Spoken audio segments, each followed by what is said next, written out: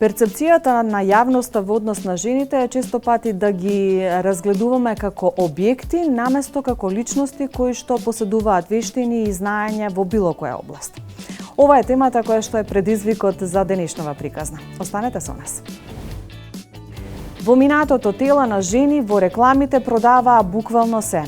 За среќа, оваа перцепција се менува благодарение на храбрите обиди на рекламните пораки кои што ја менуваат перцепцијата на жената во јавноста. Еве што на оваа тема истражуваме денес во приказна.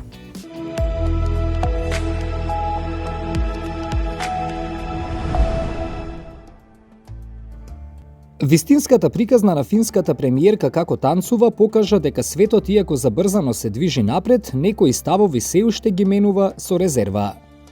Жените треба да бидат свесни дека ако сакаат да се занимаваат со политика, треба да се држат прво до своите принципи и да знаат зашто влегле во политика, која е нивната цел, значи да го подобрат животот на секоја жена во општеството.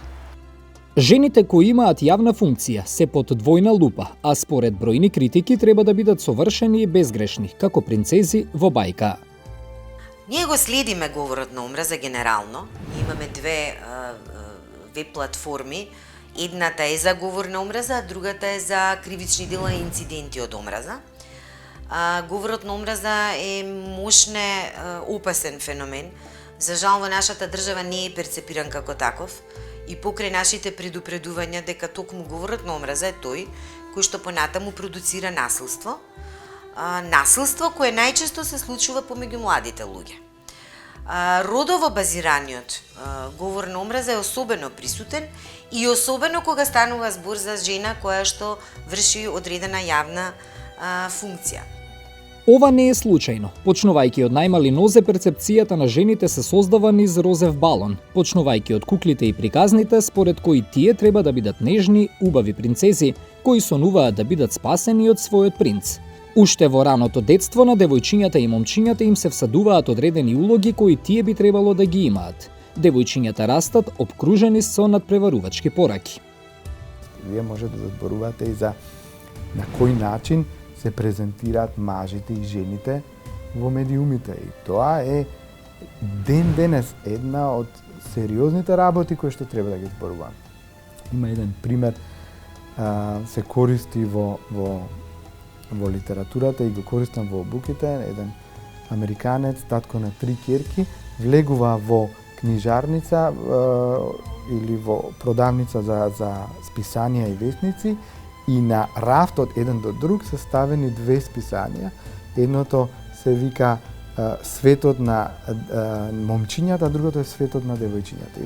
Во едното, на насловната страница, во тоа што е за момчињата, се представени пожарникарско возило, што сакаш кога ќе бидеш, кога ќе пораснеш, па таму е микроскоп и така натаму, додека целата насловна страна за девојчињата е како да бидеш убава веднаш кога ќе се разбудиш, кои шминки да ги користиш, а да не те приметат на училиште. Тоа се тинеџерски списанија и тој почнува процес, реагира, пишува неколку постови и тоа станува доста популарна дискусија и дебата пред неколку години.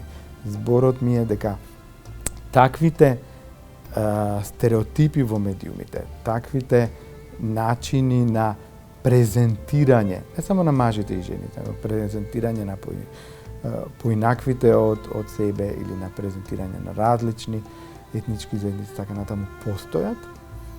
Меѓутоа, треба да се работи со децата на најмала возраст, тие тоа да го препознаваат.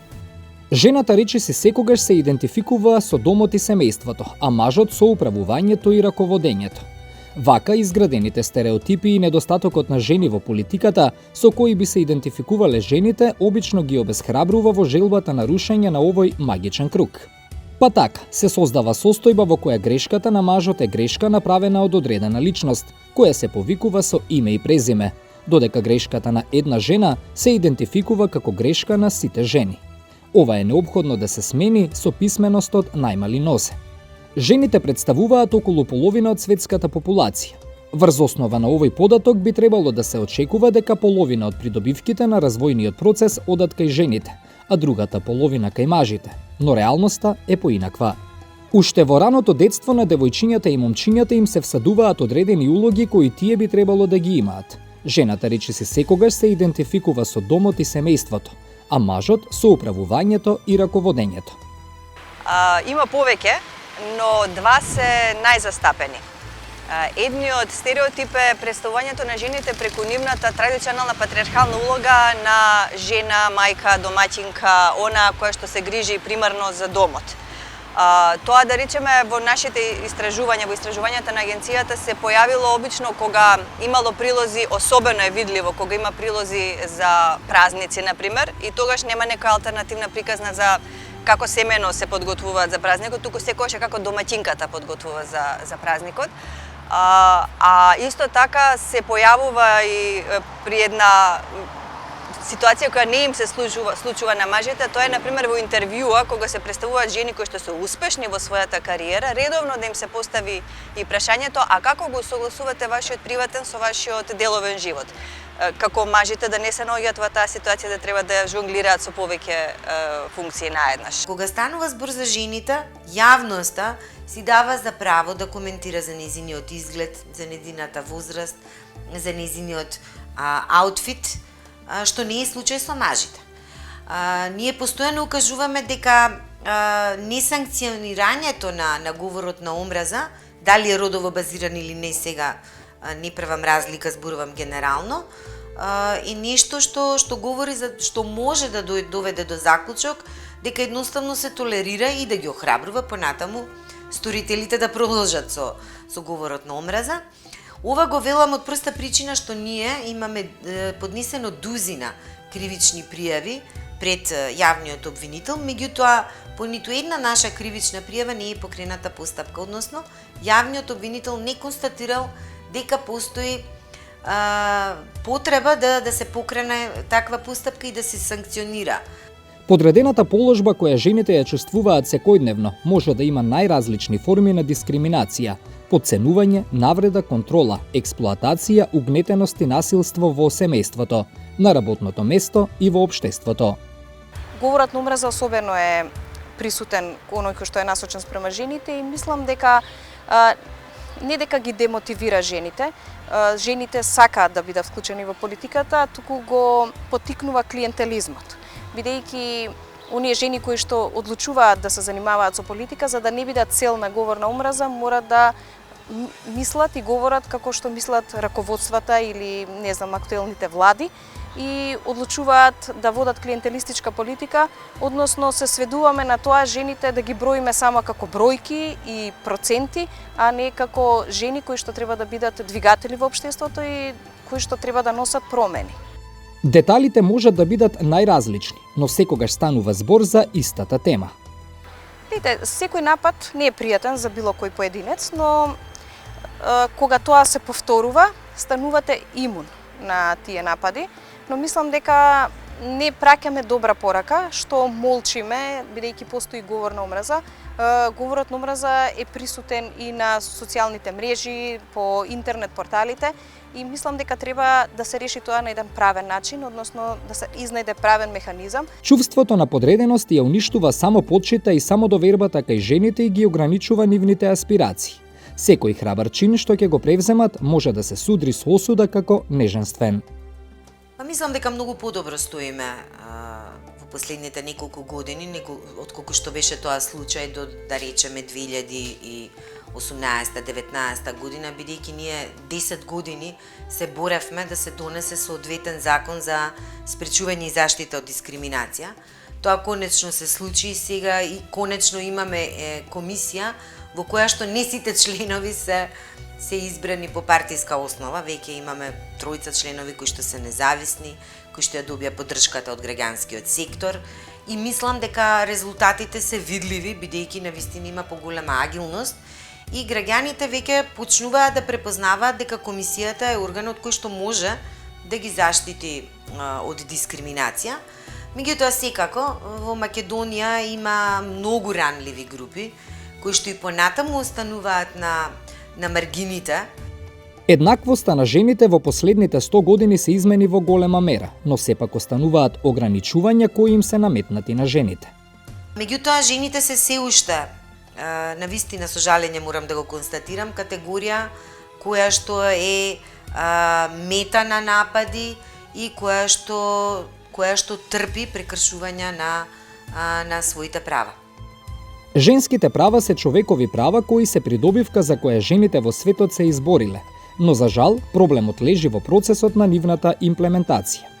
Па дефинитивно прво со женска солидарност. Во нашето општество недостасува женска солидарност и мислам дека тоа е првиот проблем, заради тоа што ако повеќе жени говорат во еден глас, тогаш е и поголема моќта и може да направат многу повеќе. Најважниот документ за женските права е Конвенцијата за елиминација на сите форми на дискриминација на жените.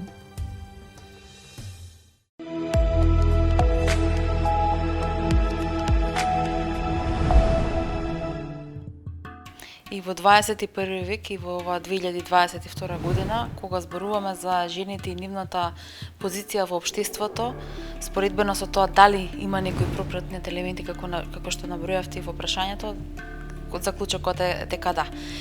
Но она што особено е значајно и е важно да сите ние се однесуваме во општеството е дали таквите однесувања ќе ги прифатиме или ќе ги осудиме. Без разлика дали станува збор за нас, жените или сите во едно општество, треба да настапиме со осудување.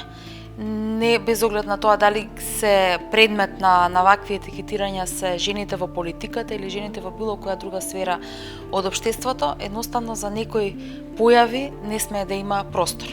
Затоа што на прва можеби звучи дека само не критикуваат врз основа на тоа што сме жени, меѓутоа таквиот тип на појави како сексизам и дискриминација можат за жал да предизвикаат и други несакани појави во општеството и многу често гледаме дека тие предизвикуваат и насилство врз жените, психичко и физичко подеднакво. Така што мора да бидеме гласни во осудувањето и се разбира да бидеме обединети во борбата против ваквите појави. Морам да признам дека не ми беше сеедно со сите тие напади, не би ги нарекла критики, затоа што критиките се добронамерни, јас барем ги разбирам добронамерно и секој еден човек што решава да се занимава со јавен живот без разлика дали е политика или нешто друго, треба да биде спремен дека ќе постојат критики. Но убаво рековте во прашањето, јас бев предмет на напади и тоа во голем дел беа лични напади, врз основа на мојот изглед, начинот на облекување и така натаму. И веројатно има една единствена цел, а тоа беше да ме демотивираат да продолжам по патот кој сум започнала да го одам. Како што гледате и после 8 месеци од почетокот на тие напади, јас сум се уште на истата позиција, не се колебам за тоа што сум тука и немам намера. Се разбира, пак ќе кажам, критиките кои ги имаше и беа добронамерни, јас така и ги прифатив. И јас им благодарам на сите тие критичари и јавно и приватно кои што ми даваа определени сугестии не само во поглед на моето однесување и облекување, меѓутоа и во поглед на работата, затоа што целта на секој еден од нас е да се стремиме да бидеме подобри во тоа што го работиме, а секогаш за добрите критики има доволно простор. Но пак ќе кажам, нападите ми беа изненадување, затоа што кога се нафатив на оваа позиција, очекував дека ќе дискутираме за политиките, за начинот на кој што раководам со министерството, за политиките кои ги водам и процесите кои се одвиваат, а не за нешто што јас лично го сметам како споредно. Апсолутно да. Иако од моја страна не беше поттикнато, меѓутоа секако во еден период кога тие напади станаа веќе и примитивни, неиздржани, голем број на жени, голем дел од нив и не ги познавам лично, меѓутоа некако почувствував дека се обединија во гласноста да зборуваат и да ги осудат таквите напади. Јас им благодарам на сите нив, заради тоа што тогаш сватив дека во суштина не сум само министерка сама, оставена, туку и општеството гледа што се случува и мило ми е што таквиот тип на реакција го гледам и понатаму, секогаш кога било која нека од жените и во политиката и во јавноста ќе биде предмет на вакви напади и на вакви неосновани критики, се разбира лични напади повеќе или на било каков вид на омаловажување. Тоа значи дека ние жените знаеме да се обединиме и да се помагаме меѓу себе. Ќе кажам многу уверено дека да, многу повеќе се предмет, заради тоа што веројатно на мажите им пречи тоа што повеќе навлегуваме во сите сфери од живеењето и се истакнуваме повеќе и во простор за кој што до поодамна сметале дека е исклучиво машка професија. Веќе денес професиите не ги делиме на машки и на женски, туку нам жените не има буквално секаде. И тоа не заради тоа што сакаме да освојуваме нечија територија, туку затоа што сметаме дека имаме доволно капацитет и квалитети кои треба да ги покажеме и со кои што треба практично да помогнеме во општественото живење, а со тоа на крајот и помагаме и на нашата држава. Мојата претходничка веројатно ја разби табу темата дека министр за одбрана не може да биде жена, и таа се вброи во една од поуспешните министри за одбрана во нашата држава.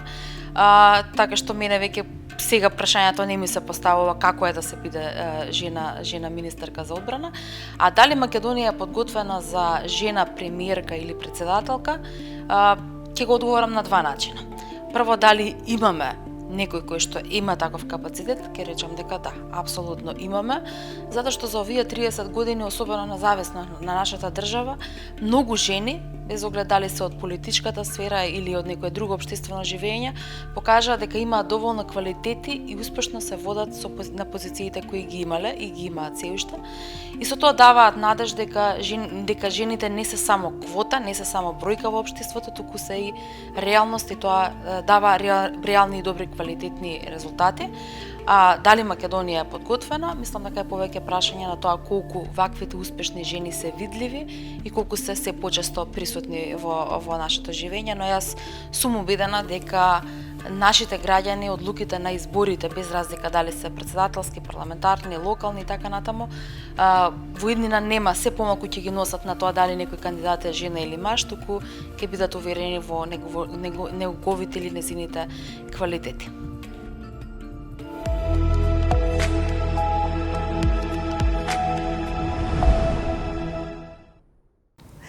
Би сакала да почнеме со примерот на премиерката на Финска која се најде во центарот на вниманието со нејзиното танцување, и тоа предизвика на глобално ниво различни дебати. Ми се чини ако беше маж, дебатите нема да беа такви.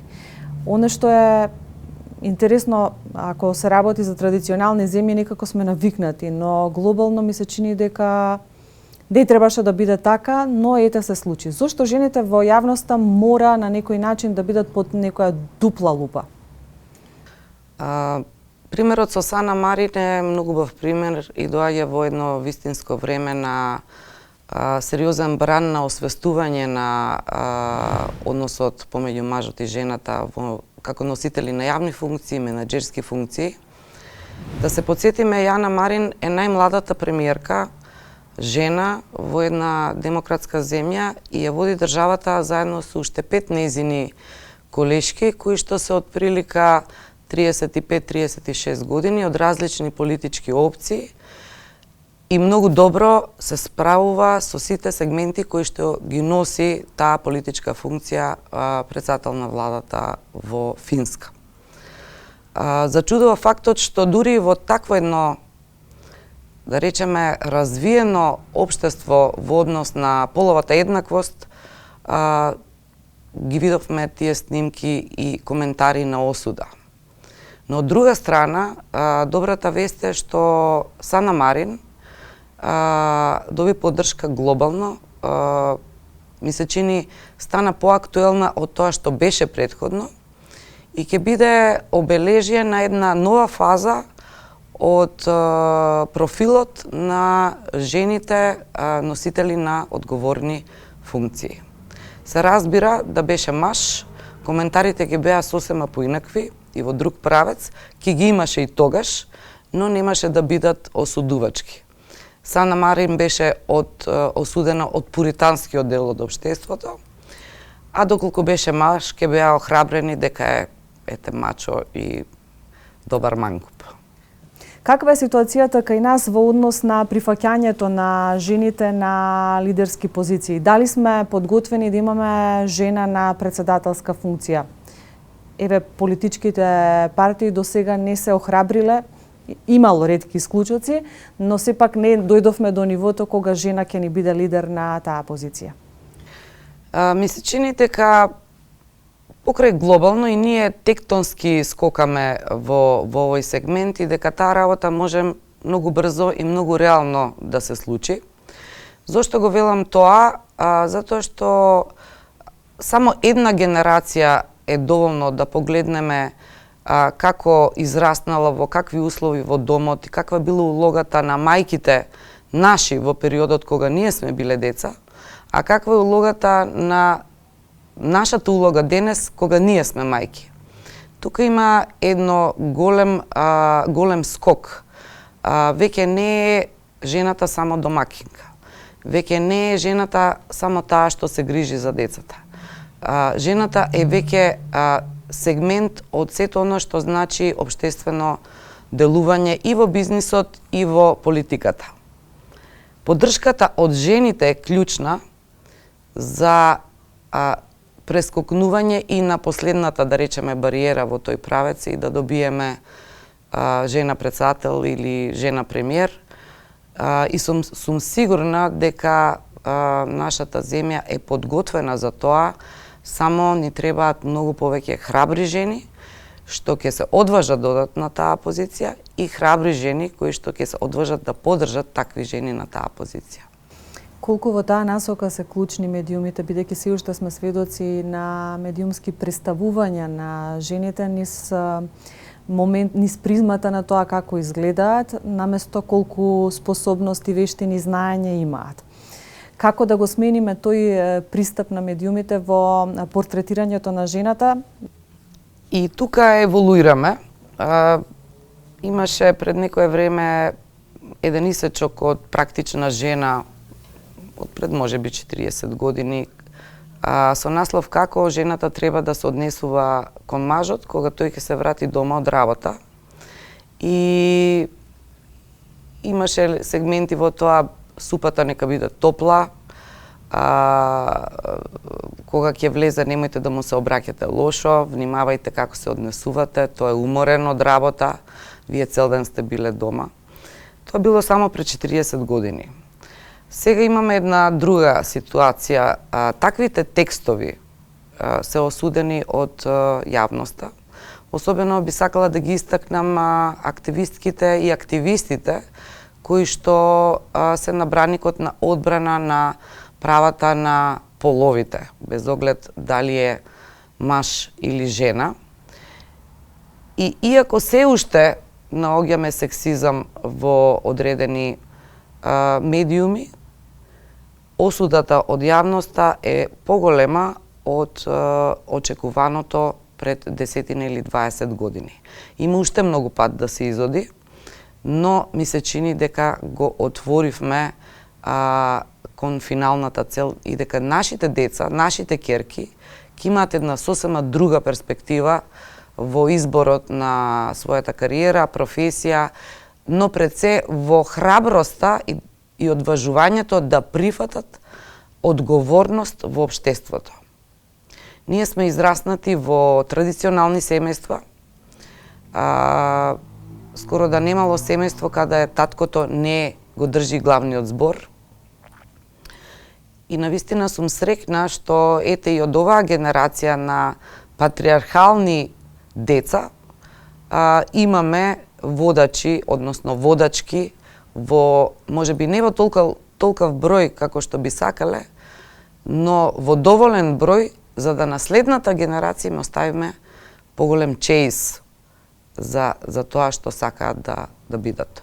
Тоа не прави ниту помалку добри мајки, ниту помалку добри сопруги, ниту помалку дами, ниту помалку подготвени да подготвиме некое фино јадење, но си го знаеме местото и си ги делиме улогите. Уште една работа. Пред 20 години нашите мајки редовно подготуваа кифлички торти дома. Сега не верувам дека мнозинството од дамите тоа го прави, туку имаме класична поделба на трудот. Некој друг ја гледа својата професија во изработка на колачи и торти и разни видови на теста. Така што веќе се освестуваме дека едноставно Не сме семокни и не можеме се. Сакате да кажете дека плурализмот ќе помогне во поглед на сменувањето на објективизацијата кон жената во иднина?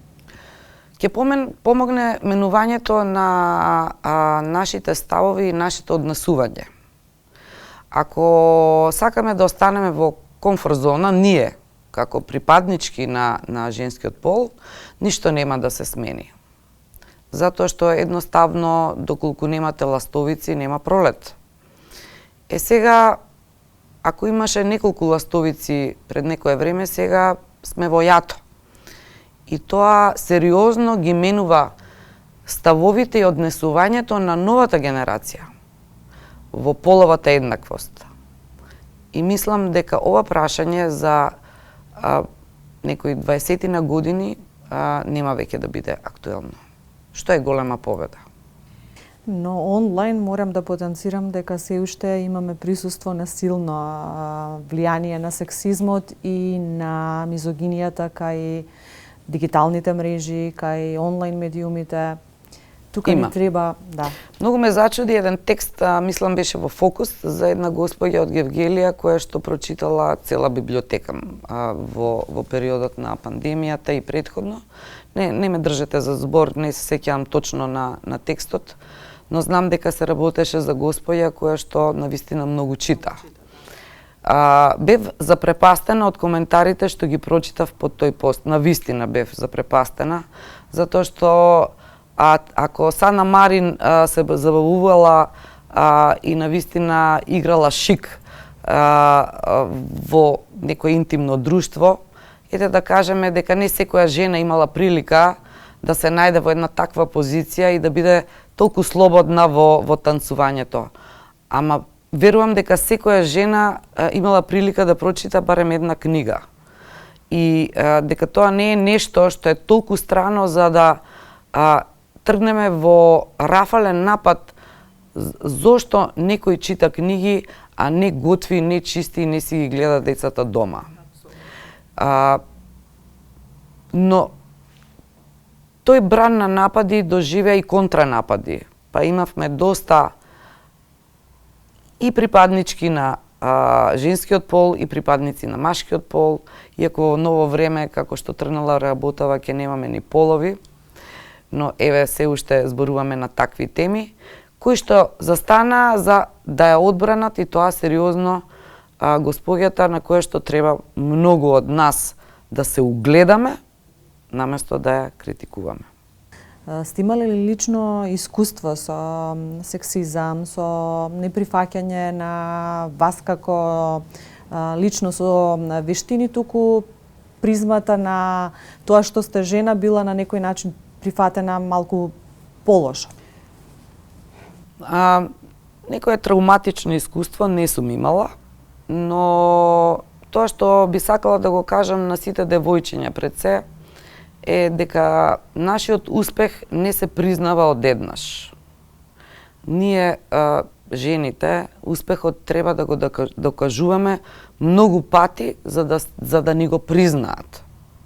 Зошто? Затоа што се уште се справуваме со стереотипи кои што не влечат од тоа што порано традиционалното општество го носело и се уште го носи. И во таа битка на секојдневно докажување, особено треба да внимавате да не предизвикате некакви други чувства на другата страна, да не бидете премногу еротизирани, затоа што тогаш пак морате да почнете од почеток, и не дај Боже да не ви се направи мрежа која ќе ви смисли добра приказна, која што нема да имате можност да ја одбивате и докажувате дека не е точна. Но сето тоа е навистина неважно од оваа перспектива, ако сте свесни за тоа колку вредите, колку можете и кај сакате да стигнете.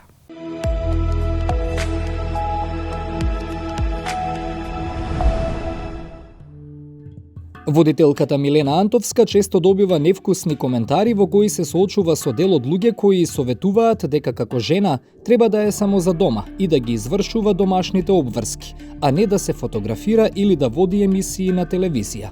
Ова е дискриминација и сексизам. Да, добивам секакви коментари. И порано и сега, но мислам дека многу повеќе откако стапи во брак и имам 2 деца. Луѓето сметаат дека жената кога ќе основа семејство, во Македонија барем е така, и ќе има деца, дека треба да си остане домаќинка, да готви, да чисти, да пере и да си се грижи за децата. Но јас не сметам дека треба да биде така, напротив, јас и после Лана Марија се вратив на работа, ќе се вратам на работното место и после Јоана. Не знам зошто луѓето така мислат, посебно за оние кои што имаат јавна професија каква што имам и јас. Не можам да кажам дека само повозрастните, значи има и многу млади луѓе кои што сметаат дека тоа треба да биде така. Не знам за колку години ќе се искорени, може за 20-30, за жал може би и повеќе, но сметам дека луѓето треба да сватат дека жените се еднакви со мажите. И мислам дека е дегутантно се уште да се коментира и разговара на оваа тема. И ми е најсмешен коментар ми е дали мажот ти помага. Не, мажот ми не ми помага, и тој живее во таа куќа, и тој е родител на тие деца, значи треба заеднички да се прави. Поставувањето на стандарди за женска убавина, пред се кога се работи за јавна професија, може да има штетно влијание посебно кај младите девојчиња. Не секоја девојка треба да биде висока, не секоја девојка треба да биде слаба, не секоја девојка треба да има голема уста, мал нос, големи трепки, така натаму. Жената е убава сама за себе. И само среќна жена е убава жена. Значи не мора да биде таа совршена фигура, како што налагаат, не знам, и светски некои стандарди, па тие се сега стандарди тука во Македонија. Така што мислам дека родителите се оние кои што треба многу паметно да изиграат, и не само за девојчињата, и за момчињата, затоа што го приметувам тоа и кај машките, дека следат некои правила кои што ако ги следат ќе бидат популарни, почитувани и така натаму. Така што не знам, ете мој совет, затоа што и сум родител и знам дека ќе влијам на децата колку што можам повеќе. Јавната професија ве изложува на јавна критика, но тоа не значи дека треба да бидете жртва на говор на омраза, во кој жената се дискриминира и омаловажува. И пак еден апел до сите да си го слушаат своето внатрешно јас, да си ги гледаат луѓето околу себе и да се обидат да бидат среќни со тоа што го имаат и поседуваат. Ако не се моментално среќни, да направат нешто за да бидат среќни, затоа што само така сите ќе бидеме убави и ќе бидеме среќни, ќе се забележува тоа на нашето лице.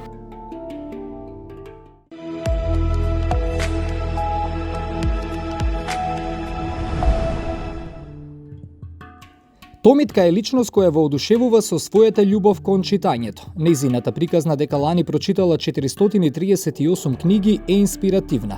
Чита од 12 до 15 часа дневно. За жал, нејзината инспиративна приказна на социјалните мрежи беше пресретната со невкусни коментари, примери за говор на омраза во кои се дискриминира улогата на една жена. По напишаните коментари дека жената е за чистење, готвење и одржување домаќинството, се гледа на која ниво е нашето општество. Искрено не мислев дека ќе има такви негативни коментари и бев луто на луѓето за нивното такво размислување. Коментарите ја погодиле и вознемириле. Солидарноста и поддршката од најблиските и биле мотивот кој помогнал да се справи. Секогаш постоело непишано правило за улогата на мажите и жените. Девојчињата се учеле за домаќински работи, а момчињата за глава на семејството. Но во денешно време, во 21 век, рамноправноста меѓу мажите и жените е на едно друго ниво, но сепак постојат не баш мал број исклучоци. Со меѓусебно разбирање во заедницата и искоренување на овие стереотипи би можеле сето ова да се промени. Томитка продолжи да ја негува својата љубов кон пишаниот збор. Нам ни остави аманет да прашаме како да му помогнеме на општеството во кое се навредува жена која чита.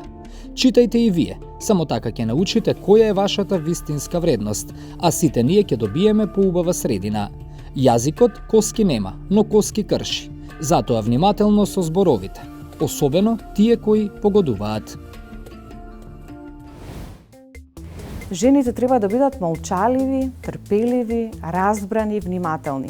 Ова се стереотипи кои беа во минатото, за жал ги среќаваме и ден денес. Што во оваа насока истражуваме денес во приказна. Останете со нас и открите.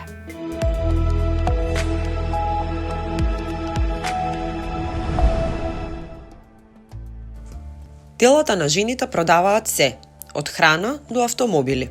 Мислам дека не постои голема свесност за тоа дека родово базираниот говор на омраза не треба да се пренесува. Медиумите треба да внимаваат на тоа бидејќи само уште повеќе ги потенцираат тие работи кои што не треба да бидат потенцирани, а кои што за жал највеќе ги восприемаат младите луѓе. Жените во медиумите вообичаено мора да бидат представени како млади, високи и витки, а за жал не е исклучено ни обидот за представување на жените како сексуални објекти.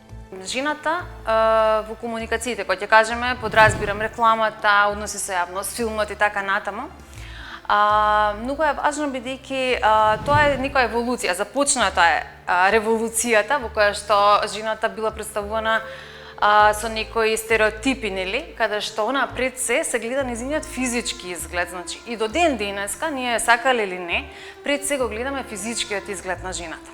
Често сме сведоци на написи што предупредуваат дека доколку се изгуби одреден број килограми, жените може да имаат совршен брак, прекрасни деца, одличен љубовен живот и успешна кариера. Другиот стереотип е она што се нарекува митот за женската убавина. Значи, од жените секогаш се очекува да бидат повити, да бидат помлади, постојано им се сервира приказна дека тие не се таа вистинска личност која што се, туку дека таа е некаде под нивната кожа и им треба само да купат одреден продукт или да искористат одредена услуга за слабење, за подмладување, за што и да е, за да го достигнат. Тој всушност недостижен идеалот, идеалите, поентата се недостижни, за да бидат вистинската јас, вистинската личност. Со тоа всушност на жените им се праќа порака дека не се доволни никогаш. Без оглед колку се успешни, без оглед колку добро ја прават онаа работа која што ја работат, неважно која е таа работа, сепак никогаш тие не успеваат да достигнат таков некаков критериум за успешност и за доволност. Поставувањето стандарди за женска убавина може да биде многу штетно. Причините за наметнатите, често нереални стандарди, веројатно се од економска природа. Преку представување на идеалите кои тешко се постигнуваат и одржуваат, индустриите за козметички и прехранбени производи растат и се развиваат. Најчесто објективизација или некакво сексуализирано прикажување на жените, особено преку овој мит за женската убавина, имаме во забавните емисии, особено оние кои што се посветени на модата или на изгледот, па дури се оди и до многу груби коментари кои што може се каже дека понекогаш преминуваат и во булинг. Рекламите се алатка на компаниите за привлекување внимание кај потрошувачите заради продажба на нивните производи и услуги и остварување профит. Во исто време, тие се одраз на постоечките општествени норми и доминантната национална култура. Ликовите, машки и женски, кои се користат во рекламите, не говорат само за производите кои се нудат на пазарот, туку и за општествените, социјалните, политичките, научно-технолошките, културолошките прилики во даденото време. Баш малку истражував кои се најсексистички, најшовинистичките реклами што постојат. Ќе видите дека имаме големо поместување од тогаш. Значи, тогаш има реклами каде што мажот го има на рекламата и вика се станува збор за конзервирана храна, каде што жената вика да нема да те дознае мажот. Толку е добра храната, толку е добар гулашот во конзерва, нема ни да те дознае. Пошто твојата работа е да му сготвиш, никако тоа конзерва да заштедиш време, значи ти си домаќинка и треба да му сготвиш и милион други такви значи слогани кај што тоа апсолутно поминувало и било очекувано, бидејќи да речеме бил помашки светот. А меѓутоа што е проблемот тука? Проблемот е дека ние насочуваме дека мажот тоа треба така да се однесува како газда дома, а жената е таа која што треба да биде покорна и нели да готви, да ги извршува домашните работи, да ќути и така натаму. И тоа е многу опасно, бидејќи ние многу влијаеме, значи преку комуникацијата, ја ствараме таа слика, таа перцепција, значи се и перцепција. Во последните 100 години, жените се таргети во рекламите, бидејќи тие се главни потрошувачи на производите. Еден огромен пазар се отвори за жената како потрошувач. Сега она бира која кола ќе ја купи. Он сака, например, розова кола да вози и самиот производител треба да ја насочи филозофијата кон сега овој сензибилитет. Но, иако главни потрошувачи, рекламните компании не ги портретираат жените како моќни, туку напротив, како зависни од мажите. За среќа, ова полека почнува да се менува во последно време. Мислам, апсолутно е поместена тој стереотип. Зошто? Поместена е таа граница затоа што самата жена почна да заработува. Сега самите производители веќе почнуваат да се прилагодуваат кон женскиот вкус, кон женскиот сензибилитет, бидејќи сепак станува збор за разлики. Ние живееме во некој свет кој што правила ги поставиле мажите. Но сега веќе самата жена и потрошувач, можеби и нарачател на реклама, можеби и таа која што ќе ја прави рекламата.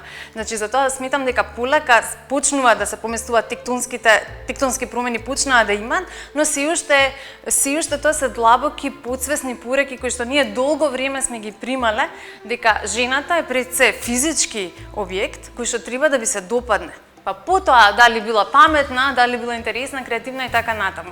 А кај мажот ние никогаш не коментираме, види го келов. А за жената како се облекла, дали била убава, независно дали ја збориме за премиерка, дали збориме за модел. Постојат брендови кои во своите реклами вклучуваат различни жени, обидувајќи се да ги пресретнат стереотипите. Кога ќе се омажиш? Кога ќе имаш дете? Или како ќе се грижиш за семејството со твојата функција? Ова се само мал дел од честите прашања кои се упатени до жените, кои само ја истакнуваат подредената улога која и се наметнува на жената. Одлуката да се биде мајка е многу важна, но лична одлука и некои жени едноставно избираат да немаат деца. Слично и со другите одлуки кои се лична слобода. Жените не се само стигматизирани од страна на оние кои што соучествуваат во јавниот живот, туку се критикувани и стигматизирани и од семејството, и од заедницата во која што живеат. Според истражувањето на Реактор, повеќето жени пријавиле дека при интервјуата за вработување искусиле прашања што би можеле да имплицираат дискриминација, повеќето поврзани со брачниот и родителскиот статус или со идните планови за заснување семејство. Бременоста и натаму е ризичен момент во кариерата, а жените често се принудени да избираат меѓу платеното вработување или грижата за децата. Планирањето на семејството е прашање на човекови права, кој е од суштинско значење за поддршка на жените, намалување на сиромаштијата и постигнување на одржлив развој. Сепак, поради различните причини, почнувајќи од недостаток на информации или услуги до недостаток на поддршка од нивните партнери или заедници, околу 214 милиони жени во регионите во развој се уште немаат безбедни и ефикасни методи за планирање на семејството. Ова ја загрозува нивната способност да создадат подобра иднина за себе, за своите семејства и заедници. Грижата за децата може да биде кочница за успех на професионално поле кај жените. Ова е мит. Денес ве запознаваме со некои од митовите кои што на некој начин влијаат на перципирањето на жените се уште во јавноста.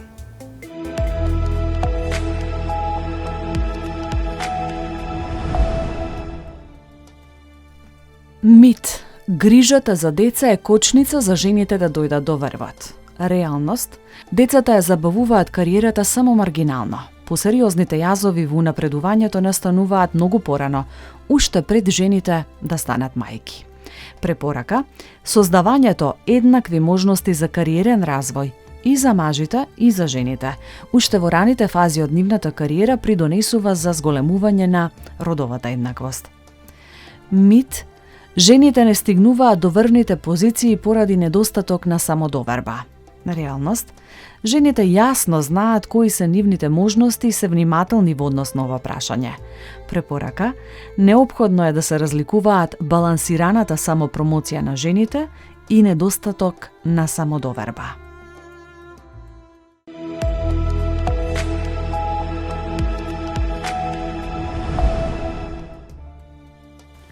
Што представува родот, бидејќи често во јавноста родот и полот се поистоветуваат? Зборот првпат е употребен од Ен Оукли во 70-тите години за да ги објасни оние карактеристики на мажите и жените кои се социјално определени, за разлика од оние кои се биолошки детерминирани. Во суштина, разликата меѓу полот и родот е направена да се нагласи дека сето она што го прават жените и мажите и сето она што од нив се очекува, со исклучок на нивните полово определени разлики, како раѓање деца и доење, може да се промени и навистина се менува со тек на времето и во согласност со менувањето на различните социјални и културни фактори. Луѓето се родени како женски или машки, но тие учат да бидат девојчиња или момчиња кои ќе израснат во жени или мажи. Разбирањето на родовата диференцијација и родовата дискриминација ни помага да ја разбереме диференцијацијата и дискриминацијата на други полиња. Кога зборуваме за род, зборуваме за општествените, културно одредените разлики меѓу мажите и жените, врските меѓу нив и различните очекувања и улоги кои им се наметнуваат на мажите и на жените. Овие разлики и не се фиксни, ни вродени, се менувале и ќе се менуваат со текот на времето. Например, очекувањата дека жените се грижат за децата, а мажите заработуваат, или дека жените се нежни, а мажите се насилни.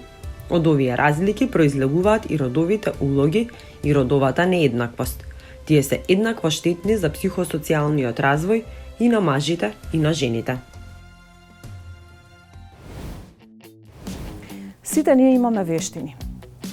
Тие се клучни во препознавањето на нашите квалитети. Верувам дека поуките кои што ги донесовме во денешните приказни ќе бидат внимателно разбрани и прифатени. Довидување до следната приказна.